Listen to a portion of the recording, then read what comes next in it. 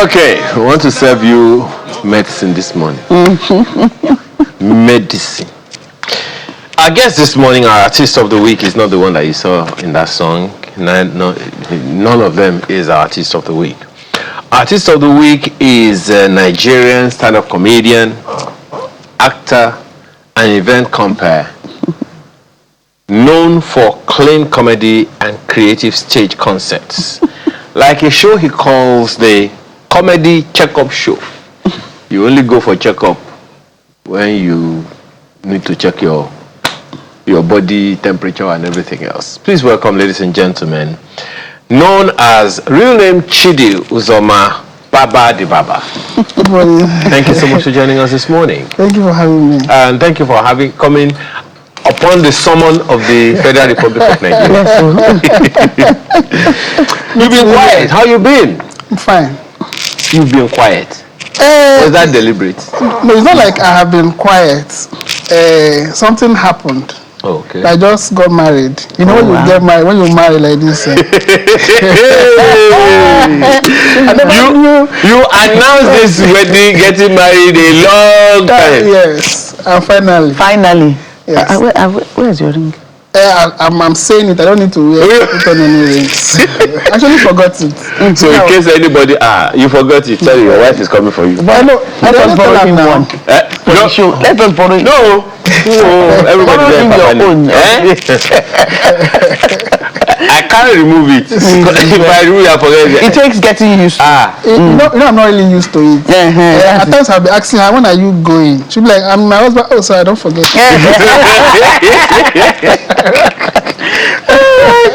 So how has it been, aside from getting married and doing what elders do? Life has been fine. Moving from being a bachelor to a married man, those stress I used to have, getting older and looking for a wife. Every day you're toasting this one. So I will say, let's go on a date. After spending money, she will say, let's think about it. Let's pray about it. And they spend money.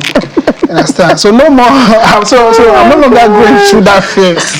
I've outgrown that. You now have different challenges. Yes. Now, these other challenges that, if you want to get married, that budget of, okay, I spend 10K every month. So if I get married now, at least it will not be 15,000 for 2 people. Highest, 20,000, 10. That kind of calculation what they do. Now, when you not get married, you now realize that every month now is now 100,000. Instead of the 15,000 what you plan. They will call you that somebody died in their village. That's not me kill this person now.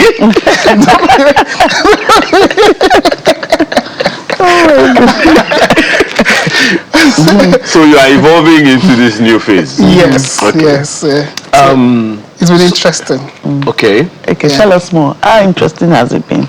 Different people. She's a woman that is asking you this question. You can be sure that you are looking for campaign now. There are different people with different experiences. When it comes to marriage.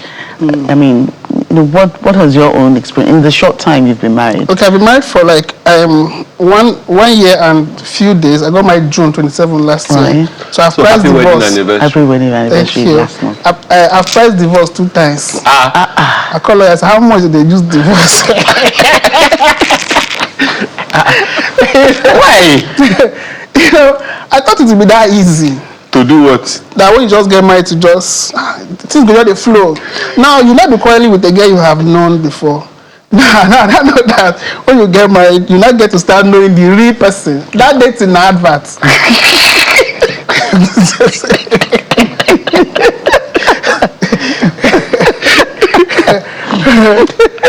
Okay. That's it.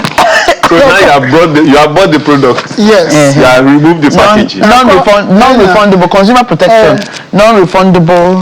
Non-returnable. You cannot return. I have to call my boss.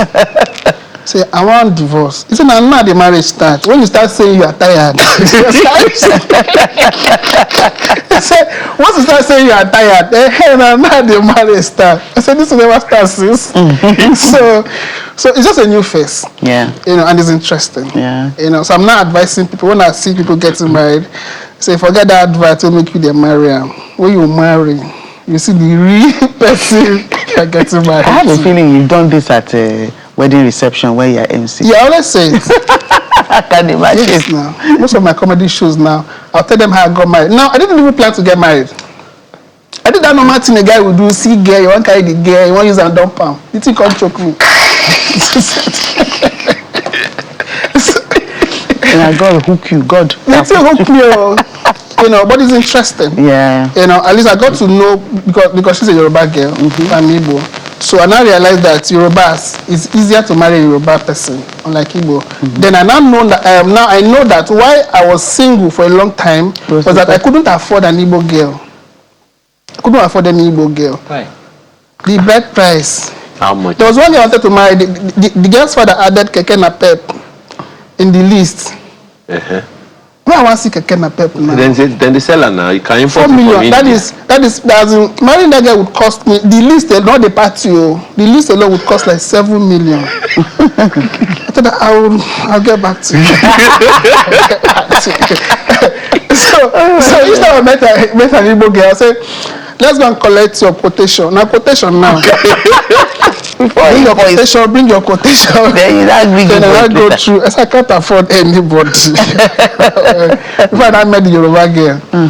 You know. So when they gave me their list, I told the father that I can't afford though. He said, anything you have, if you can't do it, just let us know. That's what this is.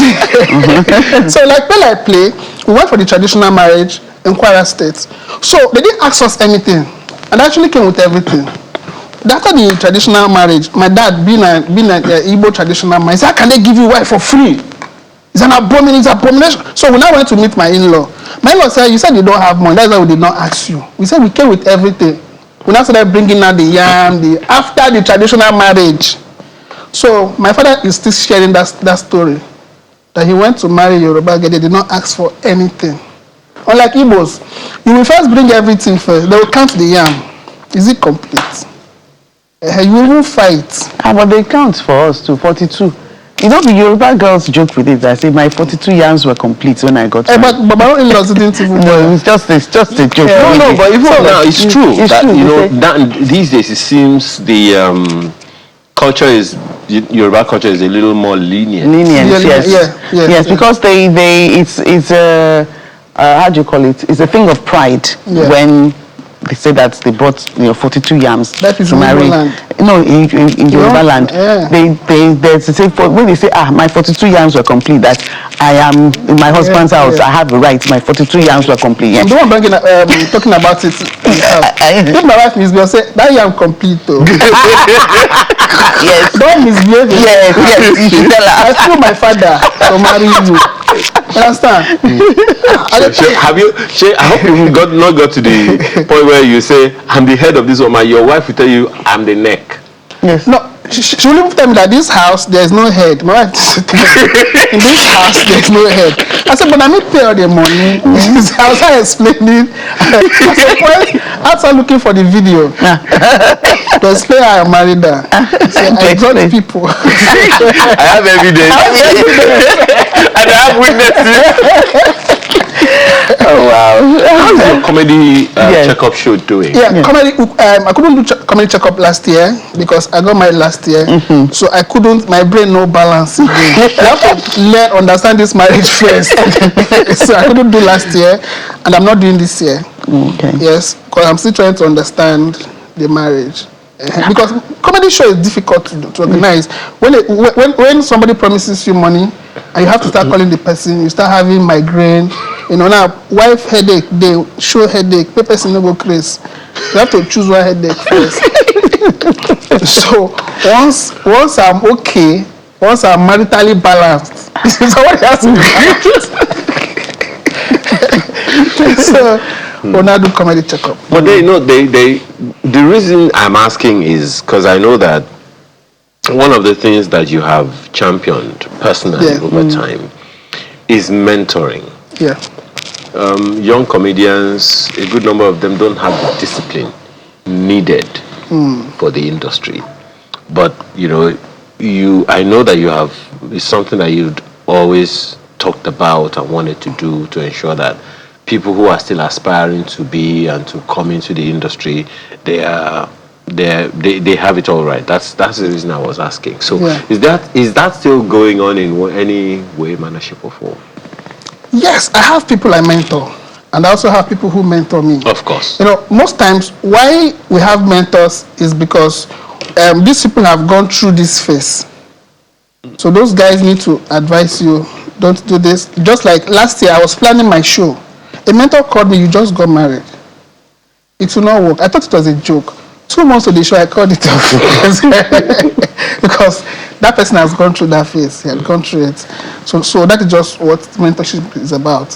Getting to share my experience with you and advise you. Now, I know you have told the story of how you got into comedy a good number of times. Yeah. But perhaps it might encourage any of your mentors now. Because there are those who want to, should I say, change careers or add, to their career. There are a few of the skit makers who say that they didn't want to be in comedy, but they just had to be because they were too funny not to be. And so they had to leave an industry in which they were to come into this and all of that. So is there any guidance you can give to anyone who is having problems staying, having their foot on the ground about that thing that they want to do, particularly if it is comedy? Comedy. Okay. Now, most challenge most upcoming comedians have is the niche. You feel because this is your strength, it will not work. Just come in with your style and have somebody who will guide you. Just move with somebody who is doing your style, your kind of comedy. You understand? Over time, you begin to have your audience. Just like myself, I started comedy telling stories. Then it wasn't funny. People were like, what does this say? Because those days we had comedians talking about worry people are thieves, they are criminals. I didn't know how to tell those stories. Somebody would say cockroach crossroad. I've not seen cockroach crossing road before. So I couldn't understand those stories. Then I came with reality jokes, sharing my life experience, like I just told about my wife, my marriage. So each time I came on, they were looking at me because these guys are expecting me to say worry area, I know they carry last. I couldn't say any of those things. But over time, they started understanding my style. And that was how I came into it. So each time I see somebody who is doing comedy, I'll be like, okay, you have good storyline, but you need to keep doing it. Then before people start understanding you, I know a comedian that does Mr. Paul. All he talks is rubbish. Do you know Mr. Paul? I You understand? He will just be talking joke. When they travel, motor can jump person brain, the brain can run crossroad, the brain can go stay one place, can they hide. The audience will start laughing. But initially it will not make sense. But now, people now understand that he wants to say nonsense. That is how the industry works. You just keep doing your thing. Just like we have content creators, we have some who just come and dance and you're enjoying them. So we'll be cooking, they'll call it lifestyle content. And people are busy watching somebody cooking food. Somebody's playing with his children, with her kids, and people are watching. So just come with your own style. Be consistent. So, because the main thing is being consistent. When they see you today, see you tomorrow, they'll start enjoying it like that. That's what I always tell these comedians. Now, okay. It's a lot to back. There's a counsel that I would like every comedian to give every other comedian. Yeah. You are joy givers. Yeah. You make people happy. Yeah. You make people laugh. But we know a comedian in the US who died depressed. And I'm sorry, it may sound a bit morbid, but it is the reality. Sometimes comedians use giving joy to mask their own situation. Yes. So what would be your advice? Or how have you handled that? Okay, I have been able to cope with that because I don't live the kind of standard they have set for us. Why most people go into depression is because of poverty. When you're broke, as in you can't enter public transport, you'll be like, how do I enter it? You become depressed. I've seen a popular actor who begged somebody on a WhatsApp group. He didn't know it was a WhatsApp group. Say, I beg, borrow me 20K, make I take other ride. I just DM the Ogago enter bus. And that's how we all need to face this reality that sometimes you may not have, And when you don't live a normal life. If you see most people who have committed suicide, you ask them what happened, you'll be like, nah, this thing I make this person. Something you have experienced and you didn't count it, you didn't think of committing any suicide. You know, these are the challenges we face. And the kind of standard celebrities bring up. Somebody will say you must be living large, just like Blessing CEO, who was mocking VD and calling him poor. Blessing was arrested for fraud. That is somebody who was defrauding people, was mocking somebody who has been working hard. If VDM had considered what she said, he would have given up. He would have known VDM today. That person that mocked him, called him poor, has been arrested for fraud. So now when you thief to the oppressed person, this is what is happening in the industry. Well, that hasn't been proven in the court of law, has it? But she's not known for many things. So for now, we cannot say. Okay. The money you allegedly thief. You didn't put allegedly. So that can also be an issue. Yeah. So what should we be expecting from Baba Deaba? Okay. Any moment. Yes, any moment soon. Comedy checkup is still on. And I'm working on, I have my page on Uncle Baba, so I'll also do content on Uncle Baba. Uncle Baba on Facebook. So, and I analyze issues like this video matter I just discussed. So you where they oppress somebody, whereas you are not having legitimate source of income. Allegedly. Mm-hmm. Understand? So Uncle Baba, you just there analyze issues and joke about it. Okay.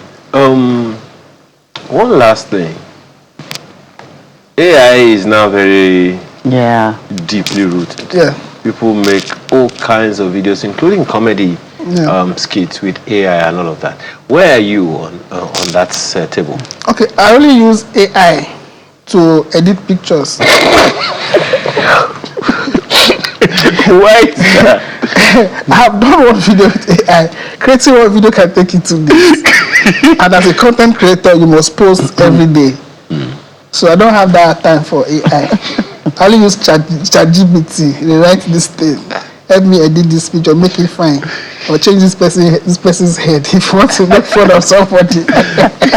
So that's what I only do with AI. But I don't create videos with it. But one can't argue with its impact on your industry. AI is taking over. Mm-hmm. You know, I've done 2 things this morning with AI, using AI.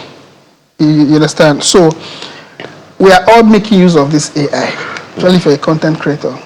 Is either you are creating with it or you are getting information through AI. Like I said I can use it to write stories, but I don't create videos because of the time. So it makes life easier. And you get information. Okay. And you get paid for it. AI pictures pay more on social media than your normal picture. So if I take a picture, I'll still work on it with AI. So that's at least now we know. Well, thank you so much for your time this morning. I don't know why I feel like we're going to be hearing more about you in terms of with AI. The spirit is moving. Yes, somehow. Thank you so much for your time this morning. Thank you for having me, sir. Baba Deaba. In case you don't know, now you know. Thank you so much. Thank you so much for coming. Good. And thank you for staying tuned and staying true. Thank you for watching. We didn't say our names at the beginning, so we must say our names now. Oh, that's true. My name is Ayo Makinde. And I'm Joke Rogers. You have a wonderful rest of the week. Have a splendid weekend.